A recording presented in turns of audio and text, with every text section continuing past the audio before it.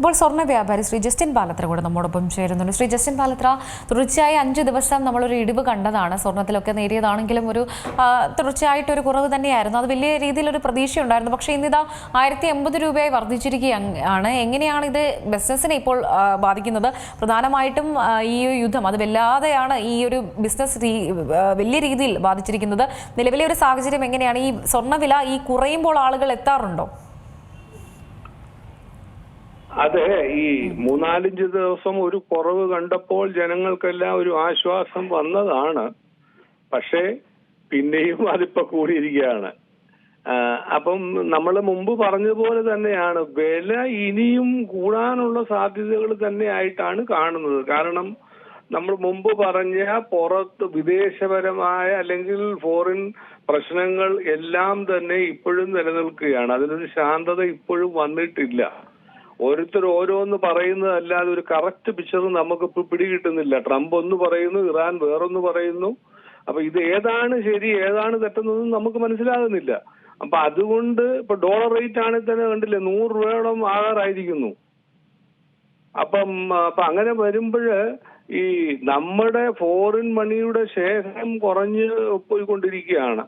അപ്പോൾ ഇമ്പോർട്ട് ചെയ്യുമ്പോൾ തന്നെ നമ്മുടെ മണി വാല്യൂ തീരെ കുറയുന്നു. അപ്പം വില യാതൊരു കാരണവശാലും സ്വർണത്തിന്റെ ഈ കൂടുകയല്ലാതെ കുറയാനുള്ള ഒരു ചാൻസ് നമ്മൾ ഇപ്പോഴും കാണുന്നില്ല.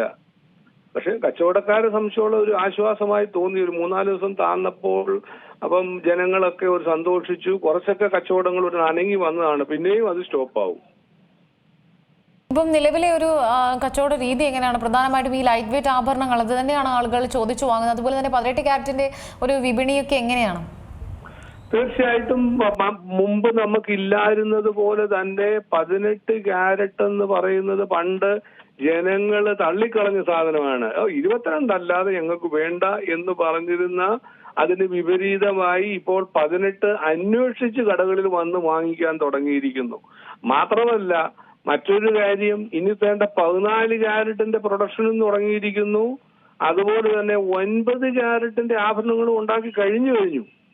അപ്പോൾ ജനങ്ങൾക്ക് താങ്ങാവുന്ന രീതിയിലുള്ള റേറ്റിൽ സാധനങ്ങൾ വാങ്ങുവാനുള്ള ഒരു കാരറ്റിലേക്ക് സ്വർണ്ണക്കടക്കാർ മാറിക്കൊണ്ടിരിക്കുകയാണ്. കാരണം 18 ക്യാരറ്റ്, 14 ക്യാരറ്റ്, 9 ക്യാരറ്റ്. അപ്പൊ അങ്ങനെ വരുമ്പോൾ അഫോർഡ് ചെയ്യാവുന്ന രീതിയിലുള്ള ഒരു വിലയിലേക്ക് ഇഷ്ടമുള്ളത് നോക്കിയെടുക്കാനുള്ള ഒരു സൗകര്യം ജനങ്ങൾക്കും ഉപഭോക്താക്കൾക്കും ഉണ്ട്.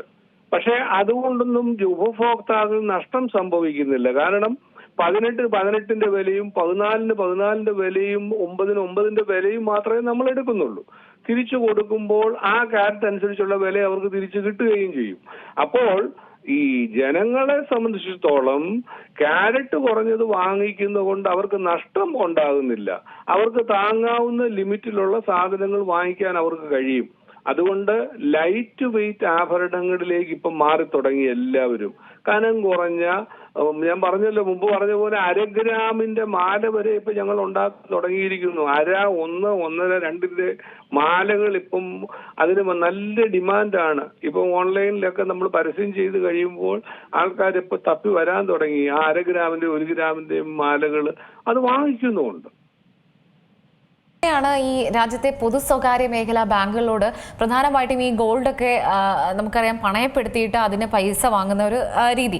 ഇതിൽ ഈ പൊതു സ്വകാര്യ ബാങ്കുകൾക്കൊക്കെ തന്നെയും കൃത്യമായിട്ട് ഈ കണക്കുകൾ വിശദമായിട്ടുള്ള, അതായത് ഈ ഇത്തരം ലോണുകൾ നൽകുമ്പോഴുള്ള കണക്കുകളൊക്കെ ബോധിപ്പിക്കാൻ കേന്ദ്ര ധനമന്ത്രാലയം അറിയിച്ചിട്ടുണ്ട്. നമുക്കറിയാം ഇതുമായി ബന്ധപ്പെട്ട ഈ സ്വകാര്യ ബാങ്കുകൾ അത് മാറ്റി നിർത്തി ഇപ്പം ബാങ്കുകളോടാണ് കൃത്യമായിട്ട് ഈ കണക്ക് വിവരങ്ങളൊക്കെ സമർപ്പിക്കാൻ കേന്ദ്ര ധനമന്ത്രാലയം അറിയിച്ചിരിക്കുന്നത്. പക്ഷേ അതിന് മറയായിട്ട് നമ്മൾ കാണുന്നതാണ് ഈ ചെറുകിട കച്ചവടക്കാർ എന്ന രീതിയിലൊക്കെ പല ആളുകളും ഈ സ്വർണം വിൽപ്പന അനധികൃതമായിട്ടൊക്കെ തന്നെയും പണം നൽകുന്നത്, സ്വർണ്ണ വിൽപ്പന നടക്കുന്ന ഒരു രീതിയൊക്കെ നടക്കുന്നുണ്ട്. അത് പ്രധാനമായിട്ടും അവിടെ നടക്കുന്നത്, അതായത് സ്വർണ്ണാഭരണങ്ങൾ വിൽക്കുന്നുണ്ട് എന്നൊക്കെ പറയുമ്പോഴും അതിന്റെ മറവിൽ നടക്കുന്നത് വലിയ രീതിയിലുള്ള അഴിമതി കാര്യങ്ങളൊക്കെയാണ്. തീർച്ചയായിട്ടും ഇന്നലെ മുഖ്യമന്ത്രിയും ധനമന്ത്രിയുമായ VD സതീശൻ സാറുമായിട്ട് ഇന്നലെ ഞാൻ ട്രിവാൻഡ്രത്ത് ദർബാർ ഹാളിൽ ഞങ്ങളുടെ ബഡ്ജറ്റിന്റെ പ്രീ ബഡ്ജറ്റ് ചർച്ചയായിരുന്നു. ഇപ്പോൾ മാഡം പറഞ്ഞതുപോലെ തന്നെ നമ്മുടെ രജിസ്റ്റേർഡ് ആയിട്ടുള്ള സ്വർണ്ണ വ്യാപാരികൾ കേരളത്തിൽ 16,000 പേരെ ഉണ്ട്. അവര് VD സതീശൻ സാർ പല പ്രാവശ്യം ഇപ്പം അസംബ്ലിയിൽ പറഞ്ഞു 5,000 കോടി രൂപ ഈ മേഖലയിൽ നിന്ന് കിട്ടണം, 10,000 കോടി കിട്ടണം എന്നൊക്കെ പറഞ്ഞു. ആ വിവരം ഞാൻ അദ്ദേഹത്തോട് സംസാരിച്ചപ്പോൾ ഞാൻ പറയും കണക്കുകൾ ബോധ്യപ്പെടുത്തിക്കൊണ്ട് ഞാൻ അദ്ദേഹത്തെ മനസ്സിലാക്കിയപ്പോഴാണ് സത്യത്തിൽ 5,000 കോടി ഇപ്പൊ സ്വർണ്ണ മേഖലയിൽ നിന്ന് ടാക്സ് കിട്ടുന്നുണ്ട്, GST കിട്ടുന്നുണ്ട്. അപ്പൊ ആ വിവരം സത്യം പറഞ്ഞാൽ ഗവൺമെന്റ് ഫൈനാൻസ് ഡിപ്പാർട്ട്മെന്റിന് പോലും അറിയുന്നില്ലെന്നുള്ളതാണ് സത്യം. അപ്പം അത് 5,000 കോടി നിലവിൽ ഇപ്പോൾ കേരള സർക്കാരിന്, പക്ഷെ കേരള സർക്കാരിന് അതിന്റെ ഒരു 5/1 മാത്രമേ കിട്ടുള്ളൂ. കാരണം 3% ഇപ്പോൾ GSTയുടെ നിരക്കെങ്കിലും 1.5% സെൻട്രൽ ഗവൺമെന്റിനും പോവും, 1.5% കേരള ഗവൺമെന്റിനും കിട്ടും. അപ്പൊ 5,000 കോടിയാണ് 2,500. അത് കൂടാതെ തന്നെ കേരളത്തിൽ സ്വർണം വാങ്ങുന്ന ബോംബെയിൽ നിന്നും കൽക്കട്ടയിൽ നിന്നും തുടങ്ങിയ ഔട്ട്സൈഡ് സ്റ്റേറ്റിൽ നിന്നും മേടിക്കുമ്പോൾ 3% ടാക്സ് കൊടുത്ത് ഞങ്ങൾ മേടിക്കുകയും കേരള ഗവൺമെന്റ് ആ 3% ഞങ്ങൾക്ക് ഇൻപുട്ട് ക്രെഡിറ്റ് ആക്കി തരികയും ചെയ്യും. അപ്പോൾ ഈ 2,500 കോടിയിൽ നിന്ന് പിന്നെ ഒരു പകുതി പോകും. അപ്പോൾ ഒരു 1,250 കോടിയെ ഫലത്തിൽ കേരളത്തിന് കിട്ടുന്നുള്ളൂ. പക്ഷേ സ്വർണ്ണക്കടക്കാര് 5,000 കോടി പിരിച്ചു കൊടുക്കുന്നുണ്ട്. അപ്പൊ ആ കണക്ക് ഇന്നലെ വ്യക്തമാക്കി കൊടുത്തപ്പോഴാണ് മുഖ്യമന്ത്രി പറഞ്ഞത്, ഞാൻ നിങ്ങൾ സ്വർണ്ണക്കടക്കാരെ ഉദ്ദേശിച്ചല്ല പറഞ്ഞത്, ഇപ്പൊ മാഡം പറഞ്ഞ പോലെ അനധികൃതമായ മേഖല ഒത്തിരി ഇപ്പൊ കൂണുപോലെ മുളച്ചുകൊണ്ടിരിക്കുകയാണ്.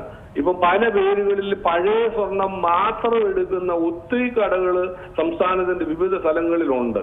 അവരൊക്കെ സത്യത്തിൽ പഴയതെടുക്കുകയും അത് തൂത്തും എനിക്ക് പുതിയതായിട്ട് ടാക്സ് ഇല്ലാതെയും വിൽക്കുന്ന വരെയുള്ള പ്രവണതകൾ ഇപ്പൊ കണ്ടുകൊണ്ടിരിക്കുകയാണ്. ആ വിവരം ഞാൻ മന്ത്രിയായിട്ട് ഇന്നലെ അവതരിപ്പിച്ചു. അതുകൊണ്ട് ആ അനധികൃത മേഖല, രജിസ്ട്രേഷൻ ഇല്ലാതെ നടത്തുന്ന അനധികൃത മേഖല ഭയങ്കര വ്യാപകമായി കച്ചവടം നടക്കുകയാണ്. അവരെയാണ് സത്യത്തിൽ തെരഞ്ഞു പിടിക്കുകയും നടപടികൾ എടുക്കുകയും വേണ്ടത്. അപ്പോൾ നമ്മൾ ഈ 5,000 കോടി എന്നുള്ളത് നല്ല രീതിയിൽ ഇൻക്രീസ് ചെയ്യാൻ പറ്റും. അതിന് വേണ്ട നടപടികൾ സ്വീകരിക്കണമെന്നാണ് നമ്മൾ അവസാനമായി പറഞ്ഞു നിർത്തിയത്. ശരിക്കും ഇങ്ങനെയുള്ള ആളുകൾ, അത് ഈ ബിസിനസ്സിന് വലിയ രീതിയിലാണ് തിരിച്ചടി ഉണ്ടായിരിക്കുന്നത്. പ്രധാനമായിട്ടും മറ്റു വ്യാപാരികളെയൊക്കെ സംബന്ധിച്ചിടത്തോളം ഒക്കെ ഈ ആളുകൾ പ്രധാനമായിട്ടും നമുക്കറിയാം ഈ പെട്ടെന്ന് തന്നെ പണം ലഭിക്കുന്നുണ്ട്, അല്ലെങ്കിൽ സ്വർണം വിൽക്കാൻ ഏൽപ്പിക്കുമ്പോൾ പെട്ടെന്ന് തന്നെ പണം ലഭിക്കുന്നുണ്ട്. ഇങ്ങനത്തെ ഓരോ വാഗ്ദാനങ്ങളൊക്കെയാണ്. ഇതിൽ വീണാണ് ആളുകൾ പലപ്പോഴും ഇങ്ങനെ ഈ അംഗീകൃതമല്ലാത്ത രീതിയിലൊക്കെ ഇടപാടുകൾ നടന്നത്. ശരിക്കും ആളുകൾ ഇതിൽ നിന്ന് വിട്ടു നിൽക്കേണ്ടത് വളരെ അത്യാവശ്യമാണ്. തീർച്ചയായിട്ടും ഞങ്ങൾ ഇപ്പൊ അതിനുള്ള നടപടിക്രമങ്ങളിലേക്ക് അടുത്ത് തുടങ്ങുകയാണ്. കാരണം ഇപ്പം നമുക്കറിയാം 0% കൊടുത്ത് മതവും ജാതിയും മറ്റതും ഒക്കെ പറഞ്ഞ് സാധാരണ ജനങ്ങളുടെ ഫണ്ടുകൾ മേടിച്ച് മുങ്ങിയ സ്വർണ്ണക്കടകളെ പറ്റിയൊക്കെ നമുക്കറിയാം. ഞാൻ പേര് പറയുന്നില്ല. അപ്പോൾ സ്വർണ്ണക്കടകള് കൂണുപോലെ വരികയും പെട്ടെന്ന് 1 വർഷം പോലും നിൽക്കാതെ 4,000 കോടിയോളം പൊതുജനങ്ങളിൽ നിന്ന് കളക്ട് ചെയ്ത് മുങ്ങിപ്പോയ ചരിത്രങ്ങളാണ് ഇപ്പോൾ ഉള്ളത്. പക്ഷെ ആ അനുഭവം ഈ കേരളത്തിലെ ജനങ്ങളെ സംബന്ധിച്ചോളം ഒരു അനുഭവം കിട്ടിയാലും പിന്നെ അത് പഠിക്കത്തില്ലെന്നുള്ളതാണ് ഒരു സത്യം. ഇപ്പോഴും അങ്ങനെ പോലെ വരുന്ന ഇപ്പൊ പഴയ സ്വർണ്ണാഭരണങ്ങൾ ഞാൻ പറഞ്ഞല്ലോ എടുക്കുന്ന മാത്രമായിട്ട് ചില കടകളുണ്ട്. അവര് ചെയ്യുന്ന കാര്യങ്ങൾ വളരെ വിചിത്രമാണ്. സ്വർണം വിൽക്കാൻ വരുമ്പോൾ അതിന് മാക്സിമം കളിപ്പിച്ചുള്ള വിലയിടുകയും ആ എമൗണ്ട് അവിടെ ഡെപ്പോസിറ്റ് ആയിട്ട് അവർ മേടിക്കുകയും ചെയ്യും. അതിന് ഇൻട്രസ്റ്റ് കൊടുക്കാമെന്ന് പറയുമ്പോൾ സ്വാഭാവികമായി അവിടെ നിക്ഷേപിക്കുന്നു. അങ്ങനെ വലിയ രീതിയിലുള്ള ഒരു പണസമാഹരണം അവർ നടത്തുന്നുണ്ട്. അതും ഈ പറഞ്ഞ കണക്ക് നാളെ അവർ കാണുമോ ഇല്ലയോ എന്ന് പോലും നമുക്കറിയില്ല. അപ്പൊ അങ്ങനെ കബളിപ്പിക്കപ്പെടുന്ന അങ്ങനെയുള്ള ആ രീതികൾക്കെതിരായി ഒരു മൂവ്മെന്റ് ഞങ്ങളിപ്പോൾ അസോസിയേഷൻ നടത്താൻ പോവുകയാണ്. കാരണം പൊതുജനങ്ങൾ അതുകൊണ്ട് വളരെയധികം കബളിപ്പിക്കപ്പെടുന്നുണ്ട്. അതെ, വളരെ നന്ദിയുണ്ട് സാർ പ്രതികരണത്തിന്. ഏറ്റവും പുതിയ വാർത്തകളും വിശേഷങ്ങളും വിരൽ തുമ്പിലറിയാൻ സീ മലയാളം ന്യൂസ് എല്ലാ ഡിജിറ്റൽ പ്ലാറ്റ്ഫോമുകളിലും ലഭ്യം.